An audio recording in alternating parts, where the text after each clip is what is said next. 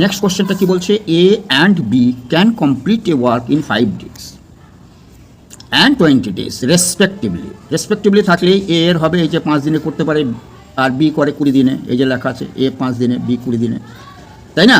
তাহলে এখানে আর ফট করে বার করে নেবো কি, এর এলসিএম, এই যে 20 5 দিয়ে ভাগ যায়, তাহলে 20 এলসিএম হবে। আমি বলেছি তো যে বড়টা ধরতে হয়, ওইটা দিয়ে ভাগ দিলে এইটা এলসিএম হয়ে যায়, খুব সহজ নিয়ম। তাহলে 20 ইউনিট কাজ, এই এলসিএম যেটা হবে সেইটা হবে টোটাল ইউনিট কাজ। এই ইউনিট যদি কাজ হয় তাহলে এর এফিসিয়েন্সি কত, 20কে 5 দিয়ে ভাগ করলে 5, 4 5 20, এর 4 এফিসিয়েন্সি, এর 20কে 20 দিয়ে ভাগ করলে 1 এফিসিয়েন্সি, তাহলে 4 এফিসিয়েন্সি মানে দক্ষতা, এর 1 দক্ষতা। এই যে যার কম দিনে কাজ করে তার দক্ষতা বেশি, এর দক্ষতা কম, তাই না? বোঝা গেল কিনা?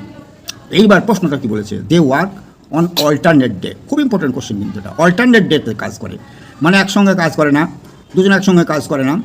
প্রথমে এই যে বলছে আবার one at a time and a works on the first day, প্রথম দিনে এ কাজ করে। এগুলো সব ঝামেলা মাঝিয়ে দিয়েছে, কিন্তু কিছু না, এ শুরু করে, তার কী আছে, এ কাজটা শুরু করছে কিন্তু একসঙ্গে শুরু, মানে অল্টারনেট ডেতে এ প্রথম দিনে শুরু করলো, দ্বিতীয় দিন আবার বি করবে, আবার তৃতীয় দিনে গিয়ে আবার এ করবে, আবার চতুর্থ দিনে বি করবে। এই যে অল্টারনেট ডেতে কাজ করছে, এই ধরনের অঙ্কগুলো করতে গেলে কী করে করতে হয়? তাছাড়া আগে দেখে নিই, in how many days the whole work will be completed, সমস্ত কাজটাই কতদিনে মানে সম্পন্ন হবে, এটাই হচ্ছে প্রশ্ন। তাহলে এফিসিয়েন্সি তো বার করে নিয়েছি, আগে বলেছি, তাই না?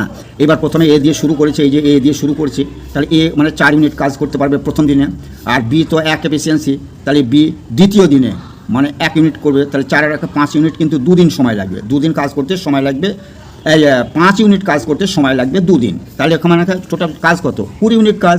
তাহলে 20 ইউনিটকে এই যে 5 দিয়ে যদি ভাগ করি তাহলে 4টে হলো না, 4 ইউনিট, তাহলে এখানে 2 দিন করে লাগছে, তাহলে কী হবে, 4 দুগুণে 8, সরাসরি 4 দুগুণে 8, অতি সহজেই হয়ে যায়। এই যে আমার বিস্তারিত লেখা আছে, ঠিক আছে?